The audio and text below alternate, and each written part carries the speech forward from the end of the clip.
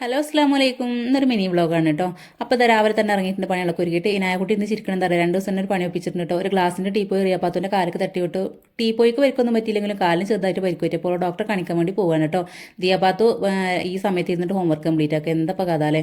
അങ്ങനെ ഓളെ ബസ് സ്റ്റോപ്പിലാക്കി കൊടുത്തതിന് ശേഷം ഞങ്ങൾ ഹോസ്പിറ്റലിൽ പോയി അവിടെ ഡോക്ടറെ കാണിച്ചപ്പോൾ ഡോക്ടറിനെ എക്സ്റേ എടുത്ത് നോക്കണം. എക്സ്റേ എടുത്തപ്പോൾ പഠിച്ച സഹായിച്ചിട്ട് വലിയ കുഴപ്പമൊന്നുമില്ല കേട്ടോ. പൊട്ടലും കാര്യങ്ങളൊന്നുമില്ല, ചെറിയൊരു ചതവുള്ളൂ.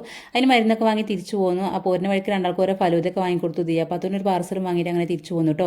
വന്നതിന് ശേഷം രണ്ടാളെയും വീട്ടിലാക്കിയിട്ട് പിന്നെ എനിക്ക് തച്ചമ്പാറ പോകാണ്ടായിരുന്നു. ഞാൻ എന്താ വില്ലേജിൽ പോയി നികുതി അടക്കാൻ വേണ്ടിയിട്ട് കേട്ടോ. ആദ്യമായിട്ടാണ് പെട്ടെന്ന് കാര്യം ശരിയായി കിട്ടിയതിന് ശേഷം നമുക്ക് അക്ഷയയിൽ പോകാണ്ടായിരുന്നു. 2 കാര്യങ്ങളുണ്ടായിരുന്നു, ഒന്ന് ശരി ഒന്ന് ശരിയായില്ല.